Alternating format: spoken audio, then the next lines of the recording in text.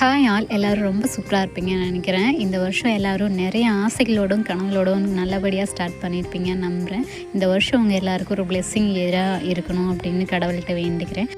இந்த ஒரு 6 months journey அப்படிங்கிறது எனக்கு கண்டிப்பாக போஸ்டிங் அவருக்கு வந்து ஊரில் விட்டுட்டு போனதுக்கப்புறம் இங்கே வந்து செட்டில் ஆகிறதுக்கு எனக்கு 6 மாதம் ஆச்சு. ஏன்னா பசங்களுக்கு வச்சு அந்த கிளைமேட்டும் இங்கே ஊரில் வந்ததுலேருந்து கேரளா ஃபுல்லாக பயங்கர மழை. செட்டில் ஆகிறதுக்கு எனக்கு இவ்வளோ டைம் பீரியட் ஆச்சு. அதனால தான் வீடியோ வந்து என்னால் போட முடியல. இனிமேல் வந்து நம்ம சேனலில் வீடியோஸ் வந்து வரும். ஃப்ரைடே ஈவினிங் வந்து இந்த வீடியோ வந்து எடுத்துகிட்டு இருந்தேன். பசங்களுக்கு ஸ்கூல் லீவாக, ஸோ பெருசாக வேலையெல்லாம் ஒன்றும் இல்லை. ஹஸ்பண்ட் இப்போ தான் லீவுக்கு வந்துட்டு போயிருந்தார். ஸோ அவுட்டிங் வெக்கேஷன் எல்லாமே எங்களுக்கு முடிஞ்சு.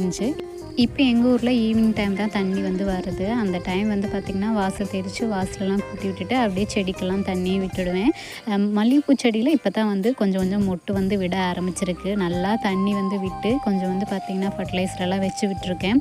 ஆனால் எங்கள் வீட்டில் இருக்கிற கோழியெல்லாம் வந்து பார்த்திங்கன்னா 2 நாளைக்கு முன்னாடி தான் மல்லிகை செடிக்கு எல்லாத்துக்கும் மண் அணிச்சு கொடுத்தேன். ஆனால் கோழி வந்து எல்லாத்தையும் சீச்சு தள்ளி ஒரு வழி பண்ணிடுச்சு. கடைசியில் இந்த அளவுக்கு வந்து மொட்டு வந்து இன்றைக்கி கிடச்சிது.